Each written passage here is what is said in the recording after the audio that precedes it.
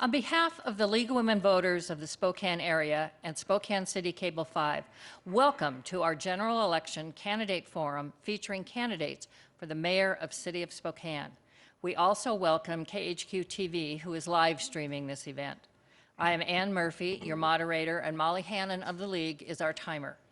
The general election is Tuesday, November 5th, 2019.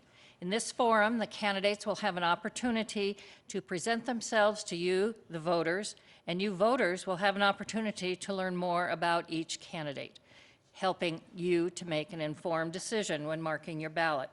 The questions I will be asking the candidates have been formulated by the League's Voter Service Committee. Candidates are seated in alphabetical order, and the first speaker will rotate with each question. Candidates will have up to 1 minute to answer our initial question, up to 90 seconds to answer subsequent questions, and with additional time for rebuttal or follow-up questions as appropriate. Each candidate will have the opportunity for a 1-minute closing statement. I will ask as many questions as time allows. Our timer will hold up a yellow card when the speaker has 15 seconds remaining, and a red card to indicate time is up. Now, before we proceed, a reminder about voting. You must be registered to vote. You can register online by October 28, 2019, up to 8 days prior to Election Day. Any mail-in or paper forms must be received by the Elections Office by October 28th. And new this year, same-day voter registration. During the 8 days prior to the Election Day, there will be 2 places where you may register in person. The Spokane County Elections Office at 1033 West Gardner in Spokane, or Center Place, 2426 North Discovery Place in Spokane Valley. Hours are Monday through Friday, 8:30 a.m. to 4 p.m., and then on Election Day, hours will be 7 a.m. to 8 p.m. When you register, you will be provided a ballot for voting. Other registrations this year are automatic voter registration when eligible citizens interact with state agencies, and pre-registration that allows 16, 17-year-olds to pre-register for voting. They will then be registered when they turn 18. Registered voters will receive their mail-in ballot about 3 weeks prior to Election Day.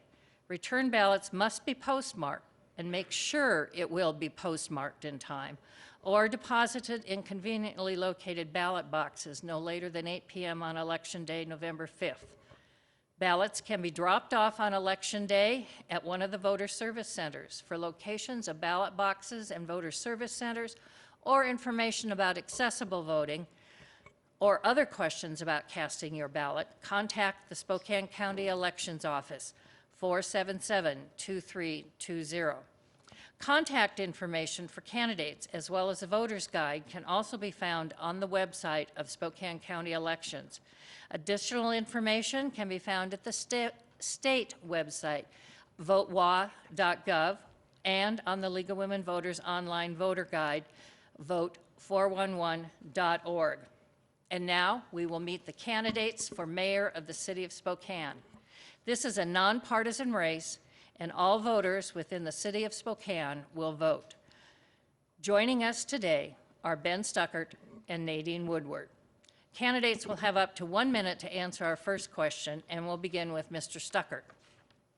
What do you consider are the most important duties of the mayor, and what specific training, experience, and skills do you have that have prepared you for these responsibilities? So I think the top responsibilities of the mayor of administration of the city government, including oversight of the 2,000 employees in numerous different departments, to make appointments in leadership positions, draft the budget and hand it off to the city council, enforce all of the laws of the city of Spokane, and communicate with the public.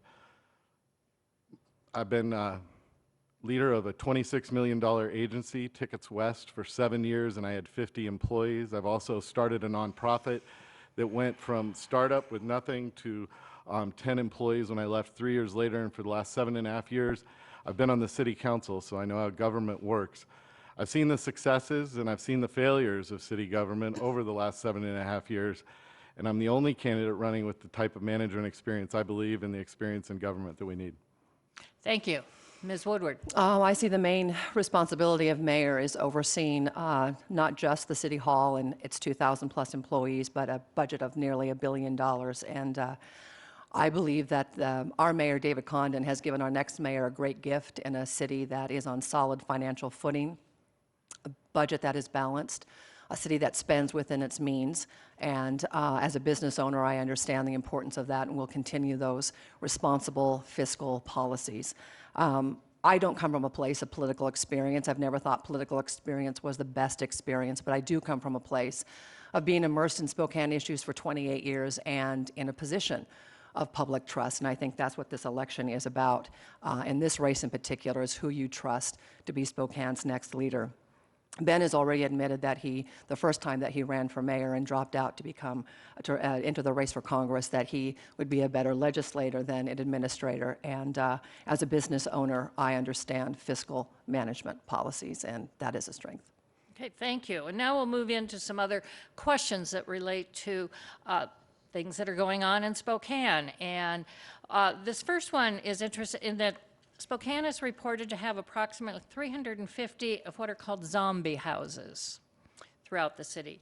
These houses can greatly impact the quality of life in our neighborhoods when the yards and homes are not maintained, and worse, when squatters move in. Are existing ordinances adequate to address this problem? If not, what changes are needed? Are there procedural steps that could be improved to address this ongoing problem? And we'll start with you, Ms. Woodward.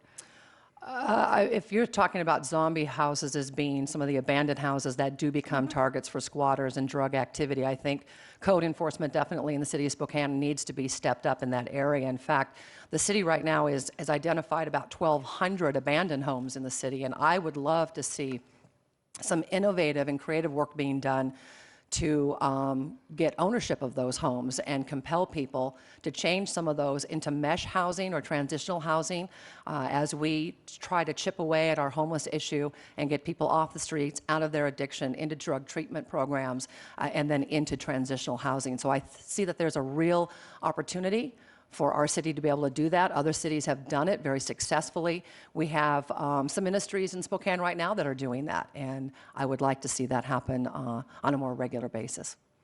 Okay, Mr. Stuckert. So the city council under Councilmember Waldrop's leadership started a registry for those foreclosed homes. And it's somewhere between 350, it was 750 about 9 months ago, and so some of them are coming off those rolls. But I agree, it's a great opportunity for the community. And the mayor needs to take a leadership position and sit down with the banks and say that they have a certain timetable. Other cities across the United States have set strict timetables that if they're not off the foreclosure rolls and back into the public realm, then the city will come in and take those over. And that's being proactive on code enforcement, not reactive. Okay. Thank you. As you might expect, we'll have a number of questions related to housing. It seems to be one of our issues. There's been a lot of discussion about affordable housing in our community, and much is centered on incentives to increase the supply of housing. We just talked about one, access to it by low-income individuals. Can you address the other side of the equation? i.e., are there barriers, regulatory or otherwise, that exist in Spokane that are impacting the development of more affordable housing units? And as mayor, what specific steps would you take to address these issues? Does that one go to me? Yeah, first? I'm sorry. It does go to you first, Okay. and it's 90 seconds. So, Apologies. but, same here. So there are barriers. Right now, it costs to build a market rate unit in Kendall Yards. It costs $90 per square foot. An affordable unit costs $150. Those are legal barriers at the state, but also regulations that if you're using state dollars, that what we've done is put extra barriers on those affordable housing units. And so we have to work with the governor and the Senate Majority Leader and other leaders in our state to change the state law so that we're all working on a level playing field. Because if our goal is to build more affordable housing, why are we making it more expensive to build those affordable housing units? So there are definite barriers that exist. The city can also come in with our vacant surplus land that City Council passed and use that land to take away another barrier, because oftentimes there is not land to build affordable housing units in our community. Okay, Ms. Woodward. Well, I think we need to work at doing a better job of building homes at all income levels and really change up our housing crisis. We were notified years ago by the Realtors Association that we were going to have a short housing supply, and we were not proactive in addressing that challenge. So I want to see homes built at all income levels so that everyone can afford a home and achieve the American dream of owning a home. I also have the endorsement of the Home Builders Association and the Realtors Association because they realize that I am the one who's going to get that done. Those were endorsements that Bennett sought as well, but that I received, and I look forward with working with those associations and getting our housing supply back up to a point where we're moving people out of rental units and into homes, and that flow will help with what we're seeing as far as a housing shortage. Okay. So there are some other things that we haven't discussed related to the housing. Can you talk about your priorities to take advantage of the state legislation to allow cities the ability to divert sales taxes, state sales taxes for our use on affordable housing, and describe other aids that we haven't already talked about here? Ms. Woodard? Well, I think we'd have to look to see how much that fund ends up being and what that share ends up being, and that will change from year to year because sales tax revenues change from year to year. But I think we need to be innovative and cost effective when we do use those funds for the kind of projects that you're talking about. But again, I think the priority needs to be to pull people out of poverty, to increase economic opportunities for people, and to build housing of all income levels so that everyone can have a home. Okay, thank you. Mr. Stucker? So this is specifically in reference to House Bill 1406, which allows us to build only low-income units, and it's $5.8 million if you amortize and bond off of the 20 years of sales tax rebates that we get back. We've been in conversations with the county and Spokane Valley, Cheney, and Liberty Lake, and together our pot will make about $20 million, and those agreements will be finalized by the end of this year. Right now, our affordable housing providers are seeing a subsidy shortfall of about $50,000 per unit. So this will put hundreds of units into play over the next few years. We absolutely must take advantage of this. This is state revenue that comes back to the city and the county, and those discussions are almost finished. Okay, thank you. I think I'm going to go to some other areas, and if we have time, we'll come back to some more housing things. But before I do that, in a minute, do either of you have something that you would like to rebut or comment further on that the others said? We'll start with Mr. Stuckert and then Ms. Woodard. I think the most important thing is the community is building all levels of housing, and right now we have over 73% of the land in the city is zoned single-family zoning, and we have a 1.2% rate in our market rate, a vacancy rate in our market rate apartments, and we have no units available for low-income units. And we can take and adopt our comprehensive plan, which is our map that we've adopted over the last 20 years with thousands of citizens' input, and it says that we must focus on our centers and corridors strategy, which means we don't just build up the center itself where the businesses are, but we surround those centers and corridors with density. And it's going to be very important that we do that as fast as possible because we need that housing now. Okay, Ms. Woodward. And I think we need to be creative on, the city of Spokane is landlocked. We've only got so much property that we can build if we want to keep those homes and as many of and growth within our city boundaries. But I also think that we need to be creative, and I agree with, I think one of the things that you and I agree with, Ben, is infill downtown and attracting people to live downtown. We have a more vibrant and a healthy downtown when we have more people living there. And so I want to pursue those opportunities, but we need to get creative. And not every home is going to be a single family home. They could be duplexes, triplexes, fourplexes. We don't have a lot of space to build, and we need to be more creative about how we take advantage of what we do have to work with.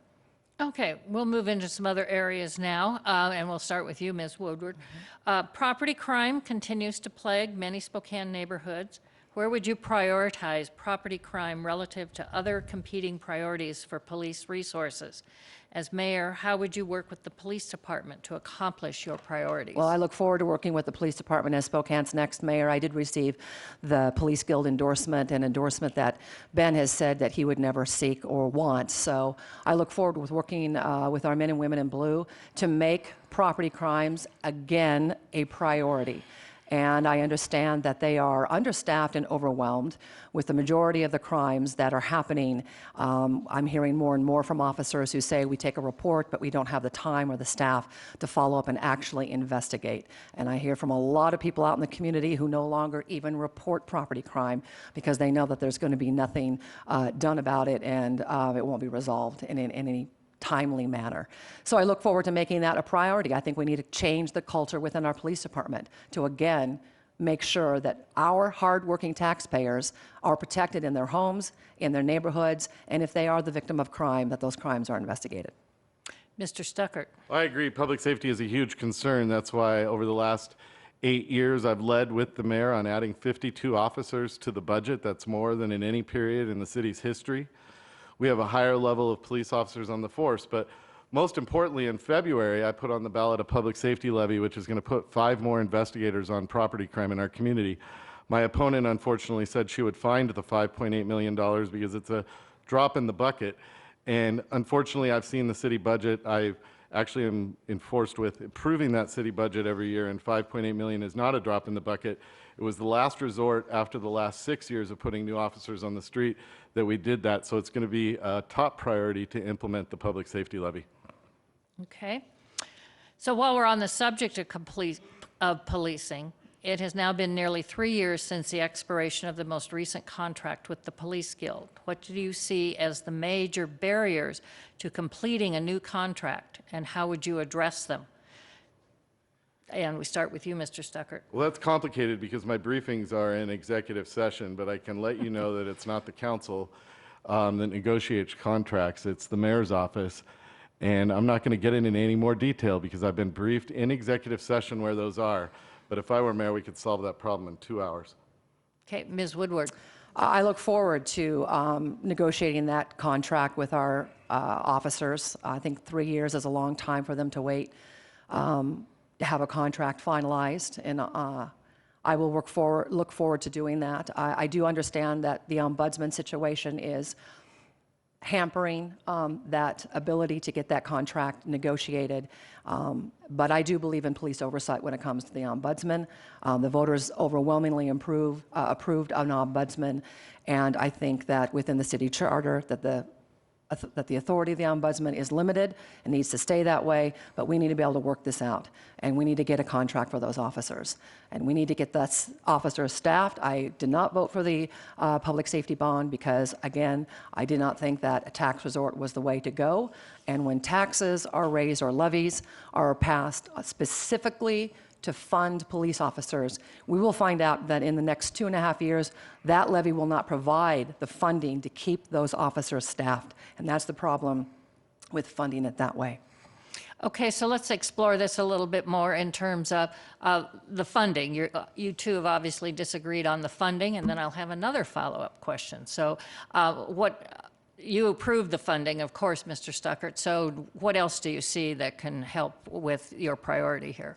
Now, are we talking about whether the funding is going to actually last? Because the public safety levy is going to be, this year, it's $5.8 million. And unlike previous levies, we index that to the increase in the sales tax. And the costs of the 20 police officers and keeping the 30 firefighters is well below $5 million. And so there's a huge cushion, even if the economy decreases.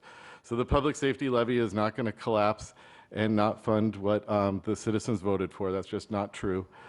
And on property crime, what it takes is more officers investing property crime, and that is what it takes. We know that from experience, that property crime decreases when we have more police officers investigating it, and that's why I passed the public safety levy. Okay, Ms. Woodward. I did not vote for the public safety levy because I didn't think tax increases were the way to go. And we will run out of funding for those officers because as those officer salaries increase, that funding will not. And so I would prefer to have officers that are funded within the means of our budget, which is what Mayor Condon has been able to do over the years, and that's the way we address our needs. Public safety is the #1 responsibility of government, and we need to spend within our means in order to keep our officers staffed and equipped. And that's what I will do as Spokane's next mayor. Okay, so I want to follow up a little bit more. You do see the importance of the contract with the Police Guild, and we're talking money, and you have differences of opinion on how to raise that money or find the money to spend on that. So what else will you do, and what kind of timeline would you be looking at to accomplish getting this new contract in place? And we'll keep in the same order here. Mr. Stuckert, then Ms. Woodward. Yeah, the last conversation I had, which was protected by executive session, I can't get in. But the difference is not the ombudsman. That hasn't been the holdup. And the issue can be solved in this contract because we're going 3 years without a contract. That is unacceptable. And if I were working in the police department without a contract, I would find that unacceptable. I find that unacceptable as a city council member. I believe that it's a very solvable issue once you get in the room and are one of the negotiators, which is the mayor's responsibility. Okay, Ms. Woodard, And, you know, last word on this. Yeah, I hate to put a timeline on it. 3 years is too long to go without a contract, but that will be the number one priority. Other than relocating a police precinct back into the core of downtown, it will be to ask our guild, the union, and we'll roll up our sleeves and we'll get it done, because that has to be the priority of Spokane's next mayor. Okay, so as we move on and we talk a little more broadly about the budget, one fine point within that budget has been the revenue stream from the red light and school cameras that have generated a greater revenue than anticipated. What would be your priorities for use of those funds, and do you support further expansion of traffic cameras? We'll start with you, Ms. Woodward. Well, great to have those funds. I would like to look and maybe even do a survey with our taxpayers and find out where they would like to see that money go. I know there's a lot of emphasis put on traffic calming programs, which I think are great. I don't like the idea, though, of the road diets that have been quite popular within our city. And I think anything that we do regarding those monies need to go toward public safety and on our streets as well.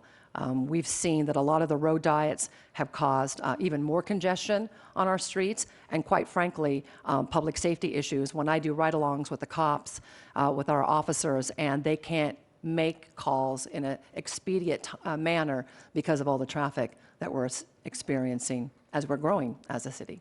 Okay, Mr. Stuckert? So I think we're confusing two issues here. Traffic calming pays for slowdowns, crosswalks. It's the only fund available for that, and it's actually defined by the city council by ordinance, by law. So the mayor does not get to decide how those red light funds. Now, those intersections where we've installed traffic safety all over town in the neighborhoods is the most popular program out in the neighborhoods. It's the only fund dedicated to sidewalks and other traffic calming measures. And both where the red lights have been and where those traffic calming measures have been the most successful in decreasing and increasing safety. Now, if we want to talk about Monroe and Sprague, where we decreased lanes, those business districts are booming. We have more growth in those business districts than in any business district in the city during that time period. And pedestrian safety and vehicle crashes have decreased, so it works. It creates a better environment for those business districts, which our comprehensive plan says is our plan for growth and where we should invest in those districts. Monroe and Sprague are huge successes, and I wouldn't trade them for the life of me. Okay, thank you. Now, as we look at a broader aspect, we all know that the budget proposed by our current mayor will be approved by the end of this year, and you will inherit that budget. How does that request match up with the direction you would like to go with the city? Mr. Stuckert. Well, there's still a $2.5 million deficit after the program budget came out that we're working through weekly. This is, we need to continual look. I just saw a report on the revenue on property taxes from the assessor's office this week, and I think that'll change the dynamic. I believe the priorities are pretty in line with everything that I've agreed upon. I don't agree that what's happened in the last 8 years, middle management has increased and we haven't funded the planners and the garbage collectors and the people to maintain the sewer plant that we just spent $200 million upgrading on. But I think those will be minor tweaks, and most of the budget is in agreement.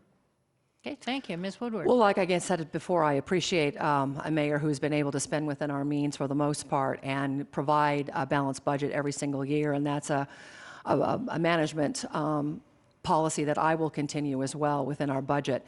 I look forward to, as we inherit the 2020 budget, as we move on into the next year, doing a real line item analysis of the kinds of programs that the city is funding at taxpayer expense and which programs have accountability built into them as well. I do believe that there is room for tweaks in the budget and being able to provide even more police officers. I know we need about 50 more police officers to meet the needs of our city compared to other cities our size, and spending with our means in order to do that.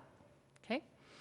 All right. Want to move in looking at things within this election. As you know, there are a couple of propositions on the ballot that will change the city charter, and one on collective bargaining and one on a taxation issue.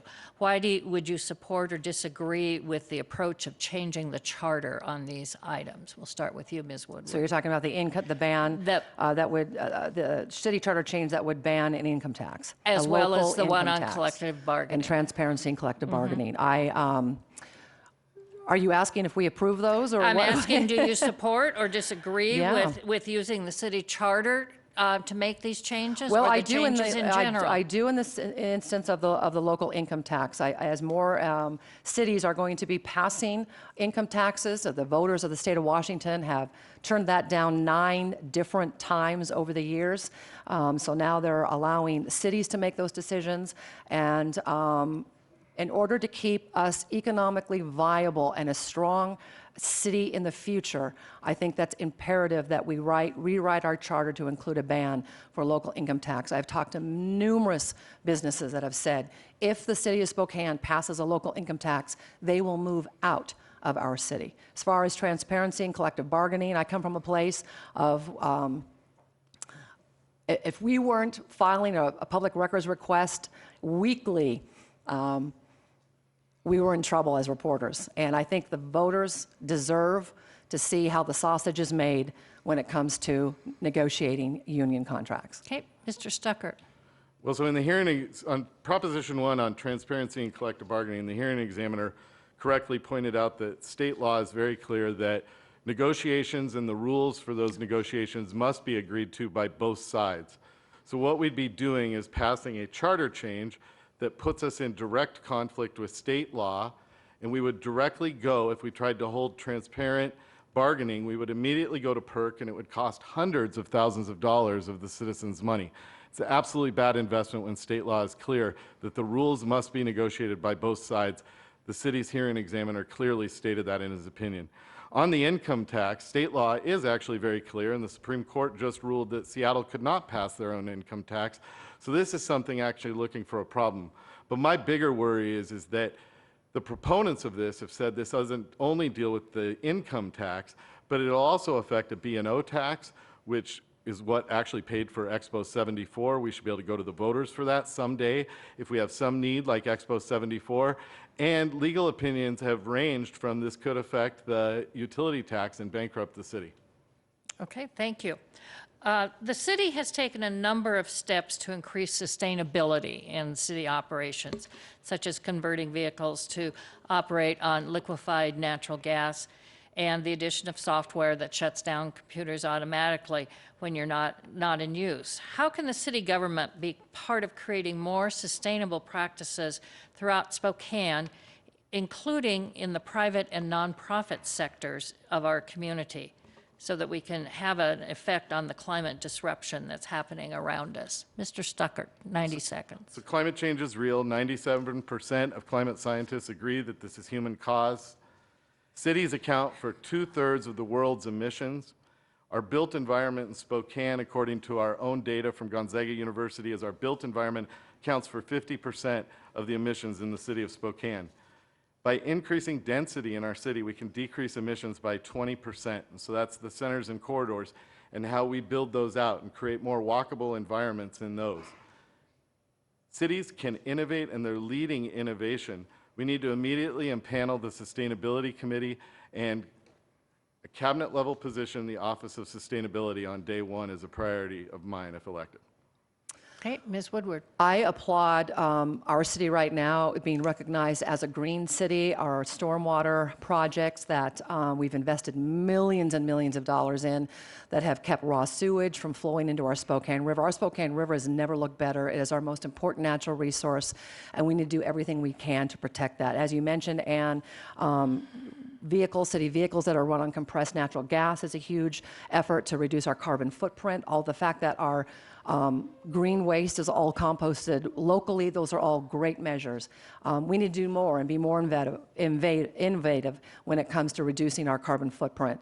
I absolutely do agree. But the 100% sustainable energy ordinance that Ben passed is completely unrealistic. I think if we do want to be sustainable, those kinds of measures have to be realistic. One survey indicated that it would cost each household thousands of dollars every year to be 100% sustainable, and our hardworking taxpayers, many of who are operating paycheck by paycheck, would never be able to afford those kinds of changes.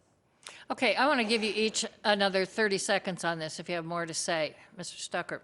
Well, I am surprised by my opponent's answer, because on Friday on KREM, she stated that climate change wasn't a local issue. But I'm glad to hear her change her mind. I never said that. It's on KREM right now. Well, I didn't say that. Let's go back and start your time again. Thank you. The sustainability ordinance was worked with business. Avista came down and testified in favor of it. They're on council sustainability committee to actually meet those goals. They're completely doable. It's a goal, not an actual mandate, and that's how we're going to move forward as a community. And it's very, very important that all of us work together on this issue. Okay, Ms. Woodward, 30 seconds. Thank you. I also believe that if you want to change human behavior when it comes to reducing our carbon footprint, it's always a better way to do it is always to offer incentives and rewards and not penalties and fees. And I think we can do a better job. I think we can be a model. I think the city of Spokane can be a model in being an even better green city than we are right now. Okay. What do you like most about Spokane, and what do you think makes Spokane special? And what else would you like to see in Spokane? Ms. Woodward. Oh, gosh. There's too much. How much time do I have to answer this question? We'll do 90 so seconds on this, because it's kind of rich. It is. I think our community is unparalleled. We have a compassionate, gracious, giving community, and that's what kept me here after I moved here 30 years ago. My husband and I were thinking we'd stay here for a couple of years and go back to the west side where we both grew up and where our families were, but we decided to stay here and raise our families, build our lives, and we own a business here. So this community couldn't be any better. Our natural resources are huge. The fact that we can work downtown and within our lunch break, we can go and enjoy the great outdoors. In fact, as mayor, I would put a push to bringing back the old slogan, near nature, near perfect. I like that one so much. I don't know why we changed it. But we have so much to offer here. You know, we have a great quality of life. We have affordable cost of living. We're becoming a mecca for people to move to. People are finding out about Spokane, and I just want to make sure that we're able to keep up with the changes that we need to as a growing city. We're at a pivotal point in Spokane, and I just want to make sure that we're able to protect what's so great about what we have here and come up with our own solutions, Spokane solutions to some of the issues that we're facing today. Mr. Stuckert. I love the river that runs right through the center of our city. I love our rich history, and you go down to the river and imagine people catching salmon right down off of City Hall in the past. I love Gonzaga basketball and what that school has become over the years. Our parks, our Olmsted Park system is absolutely amazing. We have amazing schools. I think what's really unique about Spokane is our neighborhood system. We're one of the only cities in the United States that's taken our neighborhood councils, put them in the city charter, and then they have a seat at the table. And last night, council approved the historic district in Browns Edition, and that goes back to our rich history where the first neighborhood was and protecting that. I just think we have a lot of unique history that we can all be proud of, and it's a wonderful place to live. So I think I really want to hear also, what more would you like to see? So 30 seconds to add to this. Ms. Woodward. Well, I would like to see more economic opportunities for people here. We have the lowest, well, one of the poorest legislative districts in the state. We have a median income of less than $48,000. I would like to increase economic opportunities for our hardworking taxpayers and our young people who are graduating from great universities and colleges, so that they don't have to make the choice between leaving the city that they love and finding opportunities elsewhere. I want to bring more of those opportunities here. Mr. Stuckert. I want to see what we've done in Sprague with the walkable business district and what we've done on Monroe with the walkable business district spread out in our other centers and corridors. If we treat every road as just getting from point A to point B fast enough and don't densify those neighborhoods and create walkability, that'll create economic opportunity. We've seen that by those examples, and we can do that all over Spokane. Okay, so I'm really surprised neither one of you mentioned, I mean, we've had the fabulous opening of our revived Riverfront Park. Oh, that's a good one. And what do you see for the future there? Both of you get just a quick response on that. Well, we're spending a lot of money on that park, and it looks absolutely beautiful, I have to say. The pavilion is fantastic, and it, again, is going to be a beacon for people to want to move here and enjoy the park. I do want to, though, say that we need to increase public safety downtown so that families feel comfortable coming downtown and bringing their children, and that everyone feels comfortable being and enjoying all the great things that our downtown has to offer, including Riverfront Park. It has never looked better. Mr. Stuckert. The Riverfront Park is an absolute jewel, and as we've seen over the last 10 years, we've seen development on the North Bank, and the park has become the centerpiece of downtown Spokane. I think it was absolutely the right investment for the community to make after 40 years after Expo. I was proud to lead that bond with Mayor Condon in 2013. I think it's been an utter success, and that's why I passed the public safety levy, because public safety is important. Okay, I want to touch a little bit. We've got time for one short answer. You touched on it a little bit, Ms. Woodward. How would you describe the economy and job opportunities? And do you think our policies generally promote a good economy, or are there other things that you would do? We'll start with Mr. Stuckert. And 60 on this one. Economy and job opportunities. Well, our median household income is $10,000 below the state average, and we need to do better. And we've got a public development authority in Northeast Spokane, out on the West Plains, and in the University District that are showing great signs of life, and I think we need to continue with those. But we also need to invest in our small business centers, make those walkable, because we've seen that that actually helps the small business person in those districts. I think that in the long term, we need to attract more aerospace out on the West Plains, medical technology in the University District, and manufacturing in Northeast Spokane, and those are great strategic areas that we should focus on. I also think, sorry, Ann, I also applaud the PDAs, and am looking forward to see what comes of the one that we're establishing right now in Northeast Spokane in the Hilliard area. I would go beyond our borders, though, to create economic opportunities, and I have a vision, an economic development vision along the I-90 corridor, and that is to work collaboratively with our regional neighbors from Cheney all the way to Coeur d'Alene, and attract businesses and better paying jobs to that area. We have affordable land, we have incredibly affordable utilities, and we are graduating a very skilled workforce of young people, and I want to create those opportunities along there. I believe what is good for the region is good for Spokane, and vice versa, and we can do a better job. Okay, thank you. And now we will go to your 1-minute closing statements. We'll start with Ms. Woodward. Well, I thank you, Ann, and thank you, League of Women Voters, for having this forum, and for those of you who are watching streaming and who are here publicly or in person here in the chambers. I believe that the result of this election will determine what we are and who we are as a city for at least a generation. And I believe that we can develop our own Spokane solutions to some of the challenges that we're facing today. I don't believe that we should be importing failed policy from Seattle, whether it's for homelessness or anything else that we want to address. But I really do believe that we can move forward as a city, and I hate to lose what we've been able to achieve already. I left a very successful career. I love the city so much. I left a career. And decided to do something impactful for my city. I'm not making an income for 10 months. I don't get to have a job and run for office. And this isn't just a job for me. This is something for me to do impactful to the city I love. I'm not running for mayor and then running for Congress and then running for mayor again. This is the only office that I'm running for. And I am looking forward to be Spokane's next mayor and impacting the city Okay, that I love. thank you. Mr. Stuckert. So I'm proud of the last 7.5 years with the record number of roads paved, Riverfront Park revitalized, a revitalized Sprague and Monroe. We face challenges together. We've faced them in the past and been successful. I'm the only candidate running that has managed multi-million-dollar budgets, managed numerous people, and has city government experience. I do think it's very important for the next mayor to understand how city government works and can hit the ground running. I'd appreciate you viewing my website at www.benstuckert.com to learn more. Thanks for being here today, and thank you to the League of Women Voters for hosting this.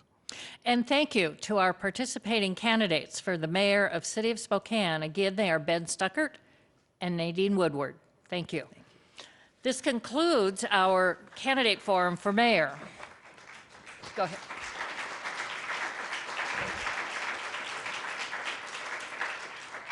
And in case you joined us after the program began, there are a few reminders about voting in this election. You must be registered to vote. You can register online by October 28th, up to 8 days prior to the election, or in the week before the election and on Election Day. There is same-day voter registration. You must, however, go to either the Spokane County Elections Office at 1033 West Gardner or Center Place in the Spokane Valley. Hours are 8:30 to 4 and then 7 to 8 p.m. on Election Day. When you register, you will be provided a ballot. Other voter registration changes are automatic voter registration and pre-registration for 16, 17-year-olds. You will receive your ballot about 3 weeks prior to Election Day.